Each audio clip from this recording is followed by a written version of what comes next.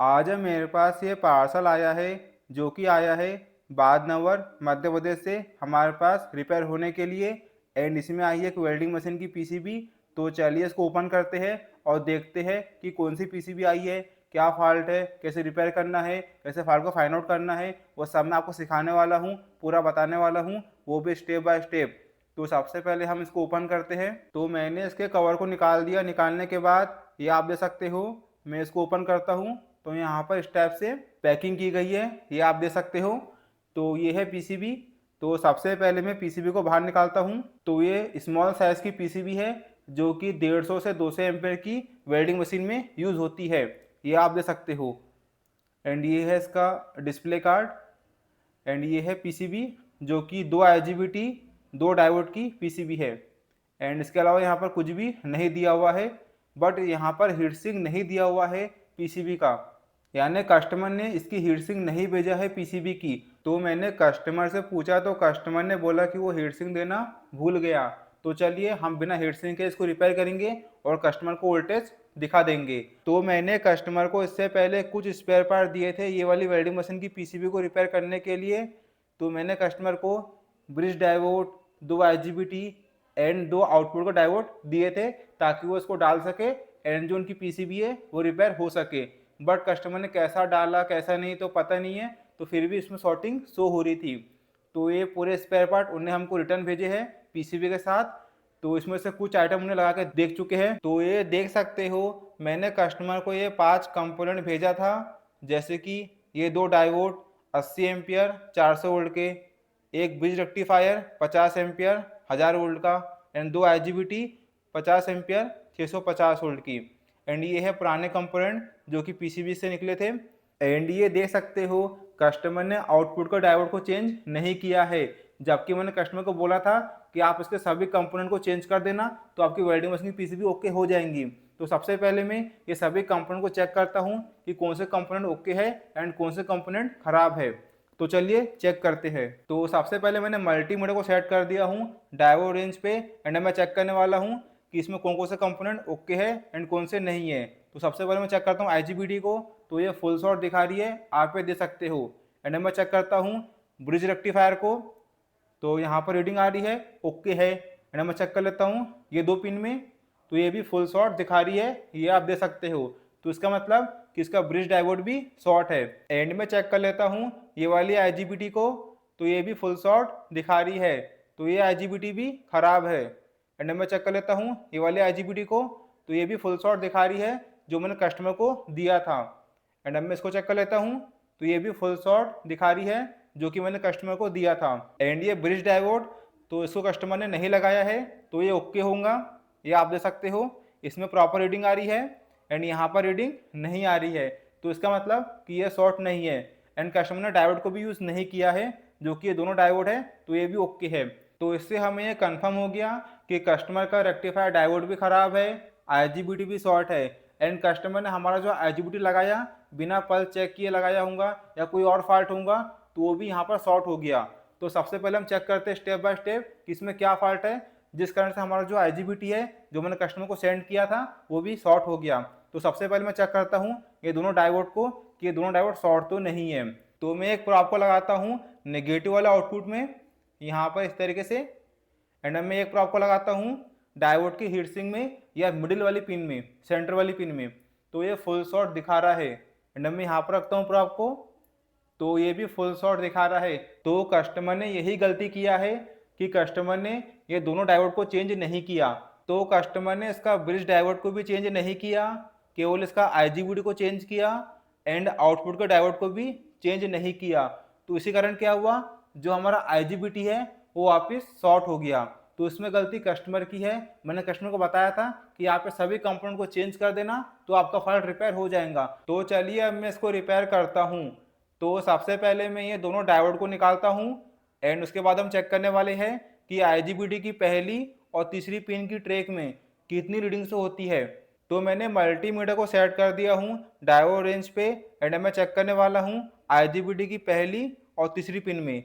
तो मैं यहाँ पर रखता हूँ प्रॉप को, तो यहाँ पर आ रही है 33 रीडिंग, ये आप दे सकते हो, जो कि ओके है।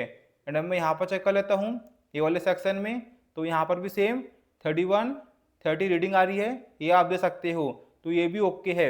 एंड अब मैं यहाँ पर चेक कर लेता हूँ वापस, तो यहाँ पर भी सेम 30 रीडिंग आ रही है, ये आप दे सकते हो। तो दोनों IGBT सेक्शन में सेम रीडिंग आ रही है, तो इसका मतलब कि इसका ड्राइवर सेक्शन 100% ओके है। तो ऐसी कंडीशन में IGBT शॉर्ट नहीं हो सकती, केवल आउटपुट का डायोड यहाँ पर शॉर्ट था तभी इसकी IGBT वापस शॉर्ट हुई, एंड जो रेक्टिफायर डायोड है वो भी शॉर्ट था। तो सबसे पहले मैं इसमें लगाता हूँ ब्रिज रेक्टिफायर डायोड को, तो उसको मैं यहाँ पर लगा दूंगा, जो कि 50 एम्पियर 1000 वोल्ट का डायोड है। एंड उसके बाद मैं लगाने वाला हूँ ये दोनों आउटपुट का डायोड को, जो कि है 80 एम्पियर 400 वोल्ट के, यानी 80F40। तो ये दोनों को मैं यहाँ पर लगा दूंगा। उसके बाद हम चेक करने वाले हैं पीसीबी को चालू करके कि इसमें गेट ड्राइव पल्स बनती है कि नहीं बनती। तो ये आप देख सकते हो मैंने यहाँ पर लगा दिया हूँ 5010 नंबर का रेक्टिफायर डायोड, एंड मैंने इसको भी प्रॉपर सोल्डर कर दिया हूँ, ये आप देख सकते हो। तो इतना होने के बाद मैंने यहाँ पर मेन स्लीड को लगा दिया हूँ, एंड मैं करता हूँ पीसीबी को चालू और देखता हूँ कि पीसीबी का डिस्प्ले चालू होता है कि नहीं होता। तो उसके बाद हम चेक करने वाले हैं कि यहाँ पर गेट ड्राइव पल्स आती है कि नहीं आती है। तो सबसे पहले मैं इसके प्लग को लगाता हूँ सीरीज पे, लगाने के बाद यहाँ पर अब लोड नहीं ले रहा है, ये आप देख सकते हो, एंड डिस्प्ले चालू हो गया है, एंड ये प्रॉपर कम ज़्यादा भी हो रहा है। तो इसका मतलब कि वेल्डिंग मशीन की पावर सप्लाई 100% ओके है, एंड केवल इसमें IGBT शॉर्ट थी, रेक्टिफायर डायोड शॉर्ट था, एंड आउटपुट का डायोड शॉर्ट था। अब ये क्यों शॉर्ट हुआ वो मैं आपको आगे बता दूंगा। तो सबसे पहले हम चेक करते हैं कि इसमें गेट ड्राइव पल्स बनती है कि नहीं बनती है। तो मैंने मल्टीमीटर को सेट कर दिया हूँ AC वोल्ट में, एंड मैं चेक करता हूँ IGBT की पहली और तीसरी पिन में कितना वोल्टेज शो होता है AC वोल्ट में। तो मैं यहाँ पर रखता हूँ मल्टीमीटर की दोनों प्रॉप को इस तरीके से, तो यहाँ पर कितना वोल्टेज शो हो रहा है 8.6 वोल्ट, तो ये ओके है। एंड अब मैं यहाँ पर चेक कर लेता हूँ ये वाले सेक्शन में, तो यहाँ पर भी सेम 8.2 वोल्ट आ रहा है, ये आप दे सकते हो। एंड अब मैं प्रॉप को पलटाऊंगा तो वोल्टेज चेंज हो जाएगा बट सेम रहेगा। प्रॉप पलटाने के बाद अब यहाँ पर आ रहा है 8.6 वोल्ट, एंड ये वाले सेक्शन में आएगा 8.2 वोल्ट, ये आप दे सकते हो। तो इसका मतलब कि वोल्टेज चेंज हो रहा है बट सेम है दोनों सेक्शन का, तो हम यहाँ पर IGBT को लगा सकते हैं। तो इसका मतलब कि इसमें गेट ड्राइव पल्स 100% ओके है। तो सबसे पहले मैं लगाता हूँ दोनों डायोड को, जो कि ये वाले है 80F40 नंबर के, यानी 80 एम्पियर 400 वोल्ट के डायोड, एंड उसके बाद हम लगाने वाले हैं IGBT को।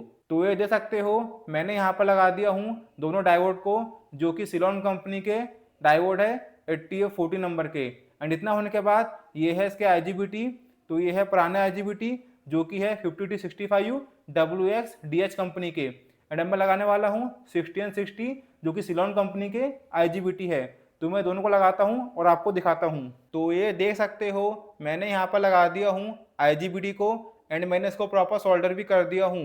एंड अब मैं इसको पलटाता हूँ, पलटाने के बाद ये आप देख सकते हो, मैं आपको दिखाता हूँ, ये है दूसरी IGBT जो कि है 60N60, एंड मैंने इसको भी प्रॉपर सोल्डर कर दिया हूँ। तो इतना होने के बाद अब मैं करता हूँ पीसीबी को चालू और देखता हूँ कि वेल्डिंग मशीन से कितना वोल्टेज आउटपुट आता है।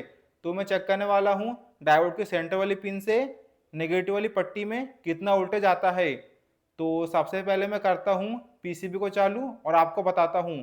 तो मैं इसके प्लग को लगाता हूँ सीरीज पे, लगाने के बाद यहाँ पर लोड नहीं ले रहा है, ये आप देख सकते हो, एंड इसका डिस्प्ले भी चालू हो गया है, एंड ये प्रॉपर कम ज़्यादा भी हो रहा है। तो इतना होने के बाद अब मैं चेक करता हूँ मल्टीमीटर में कि इसमें कितना वोल्टेज आउटपुट आ रहा है। तो मैंने मल्टीमीटर को सेट कर दिया हूँ DC वोल्ट में, एंड में एक प्रॉप को यहाँ पर लगाता हूँ नेगेटिव वाली पट्टी में, एंड दूसरी प्रॉप को लगाता हूँ डायोड की सेंटर वाली पिन में, जो कि पॉजिटिव वाली पिन रहती है। तो यहाँ पर कितना वोल्टेज शो हो रहा है 61.46 वोल्ट, ये आप दे सकते हो। एंड यहाँ पर भी सेम 61.13 वोल्ट, यानी 60 वोल्ट के ऊपर वोल्टेज आ रहा है। तो इसका मतलब कि वेल्डिंग मशीन से प्रॉपर वोल्टेज आउट हो रहा है। एंड ये हीट सिंक पॉजिटिव वाली, तो यहाँ पर भी सेम 61.30 वोल्ट आ रहा है। तो इसका मतलब कि ये वेल्डिंग मशीन की पीसीबी 100% ओके हो गई है। अगर कस्टमर इसकी हीट सिंक भेजता तो मैं इसके एम्पेयर को भी चेक कर देता, बट कस्टमर ने हीट सिंक नहीं भेजा है तो मैं रिस्क नहीं लूंगा एम्पेयर चेक करने का। तो बस आज की वीडियो में इतनी बताना था कि आप कैसे इस टाइप के फाल्ट को रिपेयर कर सकते हो, कैसे फाल्ट को फाइंड आउट करना है, कैसे रिपेयर करना है, कहाँ पर कितना वोल्टेज शो होता है। मैंने आपको सब समझा दिया, सब सिखा दिया, वो भी स्टेप बाय स्टेप। तो आई होप गैस आप लोगों को ये वाली वीडियो पसंद है तो वीडियो को लाइक कर देना, डू सब्सक्राइब माय चैनल ताकि मैं ऐसी वीडियो लाता रहूंगा। सो गैस मिलते हैं अगली वीडियो में।